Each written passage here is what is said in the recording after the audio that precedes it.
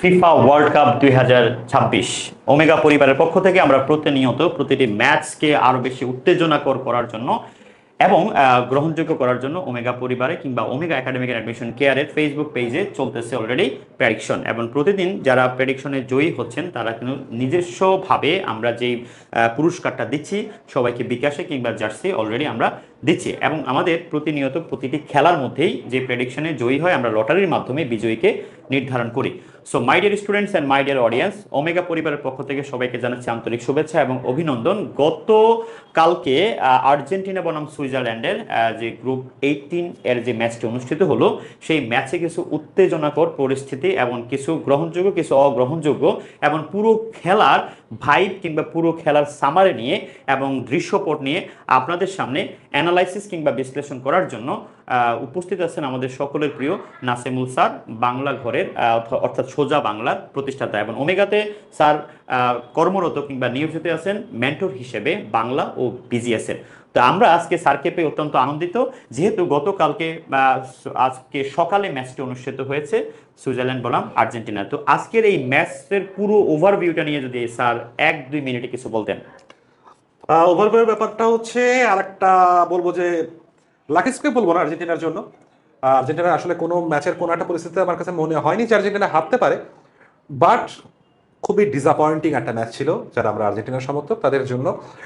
খেলেছে, জিতেছে, score line 3-1, কিন্তু এই খেলা আসলে সমর্থকদের মন ভরাতে পারেনি। আর্জেন্টিনা সুলভভাবে খেলতে পারেনি, এটাই হলো পুরো ব্যাপারটা। এখন কয়েকটা পয়েন্টে যদি আমি ব্যাপারটা অ্যানালাইসিস করতে চাই, যেমন হচ্ছে এর আগে থেকে বারবার বলা হচ্ছিল আর্জেন্টিনা আসলে মিডফিল্ড দিয়ে মাঝ দিয়ে আক্রমণে ওঠার চেষ্টা করছে, উইং স্টেজ করে খেলছে না। আসলে আমি এর আগের প্রি ম্যাচ অ্যানালাইসিসে যে কথাটা বলেছিলাম, আসলে স্কালোনির হাতে এই সুযোগটা আসলে নেই। নেই বলতে তার দলে একজন ব্যক্তি নেই, সে একজন ব্যক্তি অ্যাঞ্জেল ডি মারিয়া না থাকার কারণেই হতে, কিন্তু আপনার আসলে যে আর্জেন্টিনা দলের বর্তমান যে সমস্যা, তার 90% সমস্যা কিন্তু এই কারণে তার জন্য আসলে ক্রিয়েট হয়ে গেছে। সে এক থাকলে উইং স্টেজ করতো, উইং থেকে 1-to-1 ড্রিবল করে ভিতরে ঢুকতো, চান্স ক্রিয়েট করতো। সে একজন মেসির সাথে সাথে মাথায় একজন লিডার আমরা মিস করছি। মেসি যখন আসলে আছে কিছু সিচুয়েশনে সে আসলে সিদ্ধান্ত দিতে পারছে না, সে সময় ডি মারিয়া কাজ করতো। ইভেন এই ডি মারিয়ার পজিশনের জন্য ডিফেন্সেও কিন্তু সুবিধা হতো। যেমন আপনি যদি দেখেন 2022 ফাইনাল ম্যাচটাতে আনহেল ডি মারিয়াকে গার্ড করার কারণেই কিন্তু কান্তে সে কিন্তু আসলে উপরে উঠতে পারছিল না, মানে one of the best ball supplier ফ্রান্সের লাইনের, সে কিন্তু আসলে ফ্রান্সের আক্রমণ ভাগকে সহায়তা করতে পারছিল না, বিকজ তাকে আনহেল ডি মারিয়াকে গার্ড করা লাগছিল। সে আসলে তাকে ছেড়ে দেওয়ার মতো রিস্কটা নিতে পারছিল না, কারণ জানে আনহেল ডি মারিয়ার যে গতি, এর সাথে আসলে একবার ছেড়ে দিলে, সে একবার দৌড় শুরু করলে বলের পিছনে তাকে আর দৌড়ে ধরা সম্ভব না। তো এরকম একজন আনহেল ডি মারিয়া বা ডি মারিয়া টাইপ একজন প্লেয়ার এই স্কোয়াডে নেই। এখন প্রশ্ন উঠতে পারে আসলে কেন একজন উইঙ্গারকে খেলালেন না আমাদের বা স্কোয়াডে রাখলেন না, সে প্রশ্ন হতে পারে, কিন্তু এখন সে প্রশ্ন করে তো আসলে লাভ নেই। এখন আসলে যা আছে সেটা নিয়েই স্কালোনিকে তার পরিকল্পনা সাজাতে হবে। কিন্তু ব্যাপারটা হচ্ছে আমরা যে ট্যাকটিক্সে মাঠে নামছি সেটাই আসলে আর্জেন্টিনা কতটুকু বাস্তবায়ন করতে পারছে। আর্জেন্টিনা আজকে হচ্ছে প্রথমেই হচ্ছে 10 মিনিটের মধ্যে, এটা হচ্ছে 10 মিনিটের মাথায় যে গোলটা পেয়ে গেল, এই পুরো ওয়ার্ল্ড কাপ টুর্নামেন্টে আর্জেন্টিনার ফার্স্টেস্ট গোল। এত কম সময়ের মধ্যে আর্জেন্টিনা গোল পায়নি, সবচেয়ে আগে গোল পেলো কিন্তু এই ম্যাচটাতে। কিন্তু তারপরে আমরা কি দেখতে পারলাম, এখন আর্জেন্টিনা হচ্ছে একদম একটা লো ব্লক, যেটা হচ্ছে আমরা আর্জেন্টিনার সাথে কাপো ভার্দেকে করতে দেখেছি, এরকম একটা লো ব্লকের মধ্যে নিজেদেরকে বাস পার্কিং ডিফেন্সের মধ্যে নিজেদেরকে গোটাই নিল এবং সুইজারল্যান্ডেরকে অ্যালাউ করলো যে তোমরা খেলো। এবং যেটা হওয়ার সেটাই হলো আর্জেন্টিনার যে রাইট উইং, আর্জেন্টিনার ডান দিক আর কি, সেই দিকটাই কিন্তু আর্জেন্টিনা যতগুলো গোল খাচ্ছে মূলত সেই দিক দিয়েই খাচ্ছে। এবং এবারও আমরা দেখলাম সেই দিক দিয়ে আর একটা গোল হজম করে নিল 67 মিনিটের মাথায়। আসলে এটা কিন্তু ওদেরকে আপনি যদি এইভাবে অ্যালাউ করেন, এত বেশি ভিতরে ঢুকে পড়েন, সে যে কারণে আপনি বল রিকভারি করাও কিন্তু আসলে কঠিন হয়ে যাচ্ছিল। অ্যাজ এ রেজাল্ট এইরকম একটা পোর মেন্টালিটি আর্জেন্টিনার মতো চ্যাম্পিয়ন দলের কাছ থেকে আসলে আশা করা যায় না। আচ্ছা, এরপরে আমরা সেটা কি দেখলাম, আমরা মাঝখানে কিন্তু আমরা দেখছিলাম যে বিভিন্ন ওসিলাই একটা ফ্রি কিক পেলো, সেটা পারদেস নিবে নাকি মেসি নিবে, এটা মানে সিদ্ধান্তহীনতা, একটা টাইম বোঝা যাচ্ছে টাইম কি করতে যাচ্ছে, মানে আর্জেন্টিনা আসলে 1-0তেই ম্যাচটা শেষ করতে যাচ্ছে। এটা একটা শুটটাও ভালো হয় নাই, হ্যাঁ, পরে একটা শুটটাও ভালো হয় না। এটা হচ্ছে একটা পোর মেন্টালিটি আর্জেন্টিনার কাছ থেকে, যে জিনিসটা এক্সপেক্ট করা যায় না। এবং 67 মানুষের মধ্যে যেটা হওয়ার কথা ছিল সেটাই হলো, আর্জেন্টিনা কিন্তু গোল হজম করে ফেললো। এটা কি প্রি প্ল্যান হতে পারে কিনা? আপনি দেখবেন যে বিগত 3টা ম্যাচ আমরা উপভোগ করেছিলাম, বা আর্জেন্টিনার সমর্থক যারা সারা বিশ্বব্যাপী মানুষ আর্জেন্টিনার খেলা বা সব খেলাই দেখেন, কিন্তু কেপ ভার্দে থেকে শুরু করে মিশর এবং গতকালকের ম্যাচে আর্জেন্টিনা এতটা মানে স্লো, আমি বলবো যে এতটা স্লো খেলেন। এটা কি তাদের কোনো মানে স্কোয়াড বা এটা তাদের কোনো ডিসিশন কিংবা প্ল্যান কিনা? তারা দেখেন আপনি 70 মিনিটের পরে কিন্তু পুরো চেঞ্জ হয়ে যায়, এখন 80 মিনিটের পরে ফুল চেঞ্জ। হ্যাঁ, এই জিনিসটা আসলে আমি ভাবছিলাম যে আলোচনা করব, সেটা হচ্ছে কোইন্সিডেন্স কিন্তু প্রতি ম্যাচে হয় না। এটা কাপ ভারতের ম্যাচেও কিন্তু আপনি একদম ডাইং মোমেন্টে কামব্যাক, মিশরের ম্যাচে 11 মিনিটের মধ্যে 3 গোল দিয়ে ম্যাচে ফিরে এসে ম্যাচ জয়লাভ করা, এবং আজকের ম্যাচেও কিন্তু আসলে মূলত অতিরিক্ত সময়ে যায় আর্জেন্টিনা খেলাটা বদলায় যায়। এখন এটা একটা স্ট্র্যাটেজি হতে পারে, যেটা আসলে তো স্কালান্দের গুরুজি তিনি কিভাবে চিন্তা করেন, আসলে তার চিন্তার ধারে কাছে আমরা কেউ নেই, আমরা আসলে বাইরে থেকে যা দেখি সেটা বলি। এটা হতে পারে যে ওদের আসলে ওদের পায়ে বল দিয়ে ওদেরকে আসলে ক্লান্ত করে ফেলা, এবং তারপরে তার এগেনস্টে একদম ম্যাচের শেষ দিকে যখন তারা টায়ার্ড থাকে, টায়ার্ড লেগের এগেনস্টে কিছু ফ্রেশ লেগ নামাই দেওয়া। যেমন আমরা আজকে কিন্তু দেখছি যে একদম আপনার গঞ্জালো, তারপরে হচ্ছে লাউতারো, ইভেন লোপেসকে পর্যন্ত নামাই দেওয়া হয়েছে। মানে আজকে 3জন নাম্বার 9 কিন্তু তিনি অনফিল্ড করে দিছিলেন একটা পর্যায়ে, মানে ফুল অ্যাটাকিং। এবং এখানে কিন্তু আসলে একজন সিবি ছিল মাত্র, এখানে সেন্টার ব্যাক পজিশন একজনকে রেখে সব অ্যাটাকিং এ দিয়ে দিচ্ছে। এটা তার একটা ট্যাকটিক্স হতে পারে, কিন্তু ব্যাপার হচ্ছে আমি যে জিনিসটা সমালোচনা করছি আর্জেন্টিনার, সেটা হলো সেটা করতে যে অনেক বেশি রক্ষণাত্মক হয়ে যাওয়া, একদম টোটালি আরেকজনকে ফ্রি, অপোনেন্টকে ফ্রি হ্যান্ড দিয়ে দেওয়া খেলার জন্য। এবং গেমের যে টেম্পো ছিল, সেই টেম্পো কিন্তু পুরো ম্যাচ জুড়ে সুইজারল্যান্ড নিয়ন্ত্রণ করছে। সুইজারল্যান্ড যা চাইছে সেটা হয়েছে। এখন একটা কথা আসবে এই ম্যাচে, টার্নিং পয়েন্ট, রাইট, তাই না? রাইট, টার্নিং পয়েন্ট তো আপনি বোধহয় সেই টার্নিং পয়েন্টের কথা আমি আপনাকে প্রশ্ন করতাম, মানে এর আগেই প্রশ্নটা করছিলাম যে তাদের এই 3টা ম্যাচে টার্নিং পয়েন্টটা কোথায় স্যার? আচ্ছা, এক একটা মাসে একটা টার্নিং পয়েন্ট থাকে। গতকালকেরটা, আজকের যেমন কালকের যে টার্নিং পয়েন্টটা ছিল সেটা হচ্ছে এমবোলোর লাল কার্ডটা। এমবোলোর লাল কার্ড। তার আপনারা দেখছেন যে প্যারাদেস, ও কিন্তু নিজে অবাক হয়ে গেল যে আপনার জার্সি কিন্তু এমবোলোর জার্সির মধ্যে ছিল, যে তো আমি যদি প্যারাদেস হই স্যার, যদি এমবোলো হয়, তো বলটা কিন্তু অলরেডি পায়ে ছিল, এমবোলোর পায়ে ছিল, কিন্তু প্যারাদেস ছিল পিছনে। তো ওকে মানে কোনো কিক মারা হয় নাই, ল্যাং মারা হয় নাই, বা কোনো স্পর্শই করা হয় নাই। মানে ওখানে যেন কি একটা ঘানার যে যে তান্ত্রিক, হয়তো বা তিনি কোনো একটা ফু দিয়েছেন, ফু দেওয়ার সাথে সাথে কিন্তু এমবোলো মোটামুটি তার কন্ট্রোল হারিয়ে পড়ে গেছে। এই যে দৃশ্যটা স্যার, এই দৃশ্যের সাথে যে রেফারি যে অ্যাকশনটা এবং পরের ভারের যে রিয়াকশনটা, এই দুইটা মিলিয়ে স্যার আপনি যদি একটু বলতেন ব্যাপারটা। আচ্ছা, এখন একটা জিনিস এখানে কিন্তু রেড মানে হলুদ কার্ড ছিল। আচ্ছা, এখন ব্যাপারটা হচ্ছে এই বিষয়টা মানে একটু ক্লিয়ার করার দরকার আছে। এই ম্যাচটা কিভাবে ম্যাচের ফলাফল গড়ে দিল সেই বিষয়টা আমি আসছি। তার আগে এই বিষয়টা ক্লিয়ার করার দরকার আছে, কারণ এখন কিন্তু আসলে আর্জেন্টিনার সমর্থক যেমন আছে, হেটার্সের সংখ্যা কিন্তু কম না। তাদের নিজেদের দল বের হয়ে যাওয়ার পরেও তারা আর্জেন্টিনার কোথায় একটা মানে ভুল খুঁজে বের করা যায়, কোথায় একটা কালিমা লেপন করা যায়, এই জন্য তারা কিন্তু টিভি সেটের সামনে বসে। অলরেডি আমরা পিএইচডি করা শুরু করে দিয়েছি। তারা অনেক রেফারি দেখা যাচ্ছে, তো অনেকেই কথা না, ফিফা আসলে একদম আর্জেন্টিনাকে হচ্ছে এই লাল কার্ড দেখায় বাইর করে দিছে, এই করছে সেই করছে। কথা হচ্ছে ভাই, আসলে এই জায়গায় লাল কার্ডটা না দিয়ে কোনো উপায় ছিল না। এই রেফারি কিন্তু পর্তুগালের ছিল, এইখানে বলে রাখা দরকার, রেফারি কিন্তু পর্তুগালের রেফারি, ঠিক আছে? আচ্ছা, তো তিনি হচ্ছেন এই জায়গাটাতে লাল কার্ড না দিয়ে কোনো উপায় ছিল না। কেমন উপায় ছিল না? প্রথম কথায় আসি, সেটা হলো ফিফা কিন্তু নতুন যে রুল করেছে এখন, কোনো প্লেয়ার যদি সিমুলেশন করে বলতে হচ্ছে ড্রাইভ করে, মানে পেনাল্টি আদায়ের জন্য বা ফাউল আদায় করার জন্য, সংস্পর্শ ছাড়া ড্রাইভ করে আর কি, রেফারিকে ধোঁকা দেওয়ার, যেটাকে বলা হয় প্রতারণা করা, ধোঁকা দেওয়া, রিসিভ করার চেষ্টা করে, একটা ড্রাইভ দিয়ে সিমুলেশন করা যেটাকে বলা হয়, তাহলে তাকে মাস্ট কার্ড দেখাইতে হবে। এখানে কোনো ইফস অ্যান্ড বাটস নাই। এখানে এরকম রেফারি ইচ্ছা হলে দেখাবে, ইচ্ছা হলে দেখাবে না, এরকম কোনো মানে পার্সোনাল তার কোনো অপিনিয়ন নাই, দেখাতেই হবে, তার মানে কার্ডটাকে দেখাতে হবে। এখন ব্যাপার হচ্ছে যে কথাটা অনেকে বলছেন যে সুইজারল্যান্ডের যে কোচ মোরাতি আকিন এটা সমালোচনা করেছেন। আসলে কোথায় সমালোচনা করেছেন সেই জিনিসটা একটু বুঝতে হবে। উনি কি বলেছেন? মোরাতি আকিন যেটা সমালোচনা করেছেন সেটা হলো ভার ইন্টারভেন করার পরে কিন্তু আসলে কার্ডটা দেখেছে। তো এখন ভার কেন ইন্টারভেন করলো? ভার বা ভিডিও অ্যাসিস্ট্যান্ট রেফারি, এরা আসলে তাদেরকে 4টা ক্ষেত্রে ভার ইন্টারভেন করতে পারে খেলার মাঝখানে। একটা হচ্ছে গোল অর নো গোল, মানে প্রত্যেকটা গোল ভার কোথায় দেখবে, যে গোলে কোথাও ফাউল ছিল নাকি, অফসাইড ছিল নাকি, এই জিনিসগুলো কোথায় দেখবে, সে হ্যান্ডবল হয়েছে কিনা, এই জিনিসগুলো কোথায় দেখার পরে সে যখন বলবে ওকে, মানে গোল তো হয়েছে, প্লেয়াররা সেলিব্রেট করতেছে, ভার দেখে বলবে ওকে আমি সব অ্যাঙ্গেল থেকে দেখছি, ইট ওয়াজ ওকে, তোমার কোনো কিছু দেখার দরকার নেই, দেন রেফারি খেলা শুরু করবে। কিন্তু তার মানে গোল হয়ে গেলেই মানে রেফারি কিন্তু এর মধ্যে কিন্তু দেখে সে সময় নিয়ে তারপরে খেলাটা শুরু করে।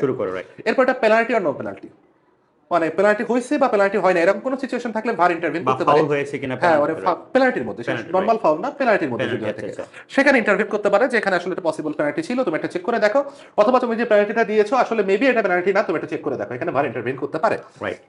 আচ্ছা, এরপরে হচ্ছে তারা ইন্টারভেন করতে পারে রেড কার্ডের ক্ষেত্রে। একজন প্লেয়ারকে সরাসরি রেড কার্ড দেখানো হয়েছে অথবা পরপর দুইটা কশন বা হলুদ কার্ড দেখানোর কারণে রেড কার্ড পাইছে, এরকম ক্ষেত্রে ভার ইন্টারভেন করতে পারে যে আসলে তোমার রেড কার্ডটা রাইট কিনা। আচ্ছা, এরপরে আরেকটা কোথায় ইন্টারভেন করতে পারে সেটা হলো আইডেন্টিটি মিস্টেক। আইডেন্টিটি মিস্টেক এবং স্যার কালকে কিন্তু আপনি দেখবেন যে ভার যে লেখাটা আসছিল, আমি আপনার সাথে একমত। এই প্রথম আমি দেখলাম ভার আসার পরে যে হয়তো বা আসে যে পেনাল্টি রিভিউ বা ফাউল রিভিউ বা গোল রিভিউ, কিন্তু কালকের ভারে দেখছেন আপনি যে ভার মিস্টেক রিভিউ। হ্যাঁ মানে ভার হচ্ছে হ্যাঁ আইডেন্টিটি মিস্টেক। Identity mistake. এখন এটা আসলে কি, এটাও কিন্তু আইডেন্টিটি মিস্টেকের যে খেলা পরিচালনার যে বিধি আছে সেখানে স্পষ্ট ব্র্যাকেটে বলে দেওয়া আছে, সেটা হচ্ছে যে কার্ড কাউকে আরে ভুল করে ভুল মানুষকে ভুল প্লেয়ারকে কার্ড দেখায় ফেলছে, সেটা হোক হলুদ কার্ড বা লাল কার্ড, সেই ক্ষেত্রে ভার ইন্টারভেন করতে পারে। এখানে যে কাজটা হয়েছিল সেটা হচ্ছে প্রথম কথা, পারদেশ আসলে ট্যাকেল করেই নাই, সে কাছে গেছে ট্যাকেল করেই নাই, সংস্পর্শ হওয়ার আগে সংস্পর্শটা হয়েছিল বা সংস্পর্শটা হয়েছিল সে ড্রাইভ দেওয়ার পরে। তো এইখানেও এম বলো ড্রাইভ দিয়ে পড়ে, ড্রাইভ দিয়ে পড়ার পরে দৌড় মেরে এসে প্রথমে যে কাজটা করছে রেফারি আসলে একটা কার্ড দেখাই দিছে পারদেশকে। আচ্ছা, এখন পারদেশকে কার্ড দেখাই দেওয়ার পরে তখন ভার ইন্টারভেন করছে। দেখেন ভার কিন্তু নর্মালি শুধু যদি ফাউল হইতো, শুধু ফাউলের ডিসিশন রেফারি যদি ভুল করে যেত তাহলে ওটা ভুল ছিল। যদি এখানে কার্ড না দিয়ে শুধু একটা ফ্রি কিক দিয়ে দিত, শুধু একটা ফ্রি কিক, কোনো কার্ড দেওয়া হয় না পারদেশকে, শুধু একটা ফ্রি কিক দিয়েছে, রেফারি ভুল করছে, বাট এই ভুলটা কন্টিনিউ হবে, এখানে ভার ইন্টারভেন করবে না। কিন্তু ইন্টারভেন কেন করলো? কারণ শুধুমাত্র ফাউল ধরা হয় নাই, এখানে পারদেশকে কার্ড দেওয়া হয়েছে এবং এই জায়গাটাতেই ভার ইন্টারভেন করছে যে হচ্ছে এইখানে পসিবল কার্ড দেওয়া হয়েছে, তুমি এটা দেখো, এটা আইডেন্টিটি মিস্টেক হয়েছে, এই জায়গা তুমি একটু চেক করে দেখো। এখন ওকে রেফারি তো কার্ড দিছে, যেহেতু কার্ড দেওয়ার কারণে ভার ইন্টারভেন করছে, তখন যে দেখছে না একটু ড্রাইভ দিছে, সিমুলেশন করছে, এখন সিমুলেশন করছে তার মানে পারদেশ আসলে ফাউল করে নাই, তাহলে তাকে তার কার্ডটা উইডো করতে হচ্ছে। আর নিয়ম কি, যদি কেউ সিমুলেশন করে থাকে তাকে কার্ড দিতেই হবে, মিস্টেক করে এড়াই গেলে কার্ড থেকে বাঁচিয়ে যেত সেটা ঠিক আছে, ইয়েলো কার্ড, ইয়েলো কার্ডটা দিতেই হবে।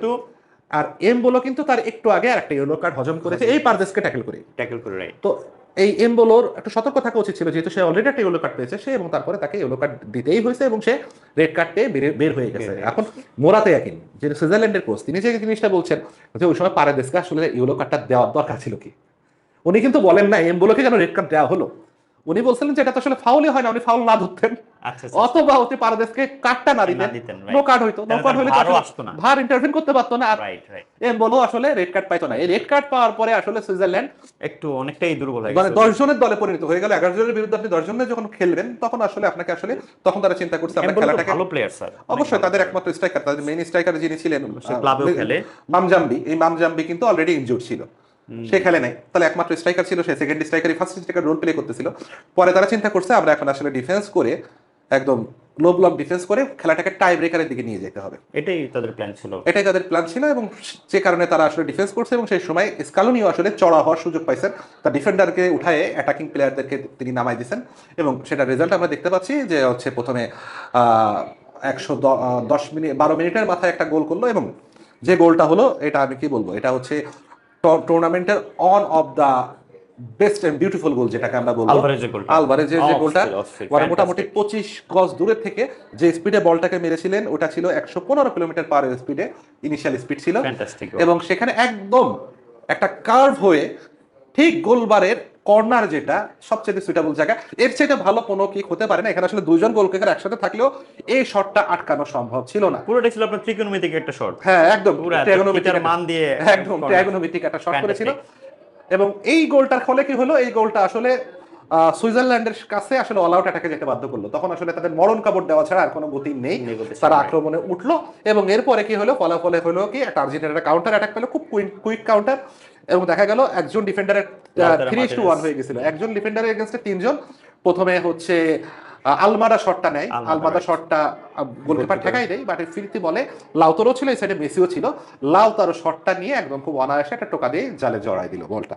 এবং এটা কিন্তু ম্যান্ডেলের যেই মানে আপনার চিরস্মরণীয় সূত্র 3:1 আর্জেন্টিনা খুব ফলো করতেছে, হ্যাঁ, সো ফ্যান্টাস্টিক একটা থিওরি। তো স্যার আমরা যেহেতু মানে আর্জেন্টিনার অনেক ফ্যান, আমাদের ওমেগা পেজে প্রায় কালকে 1500 কমেন্ট আসছে এই আর্জেন্টিনা এবং সুইজারল্যান্ড। তো তো আমাদের যদি যারা আমাদের অডিয়েন্স আছেন, যারা আসলে আমাদের শুধু জার্সি না বা 200 টাকা বিকাশ না, তারা যে ওমেগা পরিবারের সাথে আছে এবং প্রতিটা খেলা উপভোগ করে, প্লাস আমাদের ওমেগা পরিবারের প্রতিটি সদস্যকে অনুপ্রাণিত এবং আনন্দিত করে, যদি তাদের উদ্দেশ্যে কিছু বলতেন। পাশাপাশি সামনে যে কোয়ার্টার ফাইনাল আছে, সেমি ফাইনাল, তো সেমিফাইনালটা তো অনুষ্ঠিত হতে যাচ্ছে আমাদের ব্রিটিশদের সাথে, যদিও মানে ব্রিটিশ বা ইংল্যান্ডের অতটা জনপ্রিয়তা না, কিন্তু দল হিসেবে কিন্তু তারা, যেহেতু তাদের যে আহ, একটা প্লেয়ার যিনি বেশি বেশি গোল দেন, আর নাম হচ্ছে বেরিংহাম না জানি কি একটা প্লেয়ার আছে, তো অবশ্যই এটা আতঙ্ক হতে পারে। কিন্তু আমি মনে করি আর্জেন্টিনা এই ইংল্যান্ডের এই দুর্গটা কিভাবে অতিক্রম করবে সেটা ইনশাল্লাহ আমরা আগামী খেলার ইনশাল্লাহ 2-1 দিন আগেই আমরা অবশ্যই ইনশাল্লাহ প্রি অ্যানালাইসিস ইনশাল্লাহ দেব। কিন্তু আপনি যদি আমাদের ওমেগার যারা কমেন্ট করে এই পুরো সিজনটাতে, তাদের সম্পর্কে কিছু বলতেন। আচ্ছা, সেটা হচ্ছে যে পুরো সিজনটা আমরা অনেক অভূতপূর্ব সাড়া পেয়েছি, প্রচুর কমেন্ট, অনেকেই সঠিক আনসার আপনারা দিচ্ছেন। তো সবাইকে তো আসলে আমাদের পুরস্কৃত, আমরা পারলে সবাইকে, আমাদের সাধ্য থাকলে সবাইকে পুরস্কৃত করতাম, তো সবাইকে তো আসলে পুরস্কৃত করা সম্ভব হয় না, যেহেতু প্রত্যেকটা ম্যাচের জন্য আসলে আমরা এটা দিই, তাই আমরা আসলে লটারির মাধ্যমে বিজয়ী নির্বাচন করে থাকি। আর তবে আপনাদের জন্য যেটা সুখবর সেটা হচ্ছে সেমিফাইনাল এবং ফাইনালে যে যাদের প্রেডিকশন রাইট হবে তাদের ক্ষেত্রে আমরা একটু স্পেশাল গিফট রাখবো। নর্মালি আমরা যে গিফটটা রাখি সেমিফাইনাল এবং ফাইনালের জন্য, বিজয়ীরা লটারির মাধ্যমে যারা বিজয়ী হবে তাদের জন্য আমরা কিন্তু একটা স্পেশাল গিফট রাখবো। সেই গিফট কি রাখবো সেটা আমরা পরে জানাবো, সেটা সারপ্রাইজ হিসেবে থাক। আর আপনারা বেশি বেশি করে কমেন্ট করেন, এবং কমেন্ট করার পর একটা কাজ করতে অবশ্যই ভুলবেন না, সেটা হলো আপনার এই পোস্টটাকে শেয়ার করে দিতে ভুলবেন না। তো আমাদের সাথে থাকুন, আমাদেরকে পাশে থাকুন, আমাদের চলার সঙ্গী হন। আর অনেক অনেক ভালোবাসা থাকলো আপনাদের জন্য, যারা আমাদেরকে অনেক অনেক ভালোবাসা দিচ্ছেন। ধন্যবাদ সবাইকে।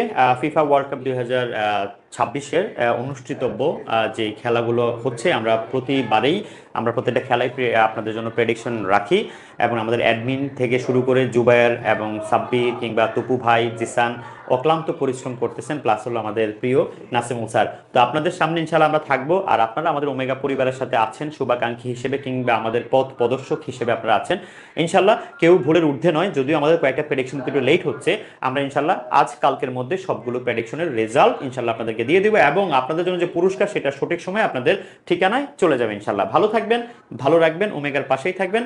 আসসালামু আলাইকুম। আসসালামু আলাইকুম।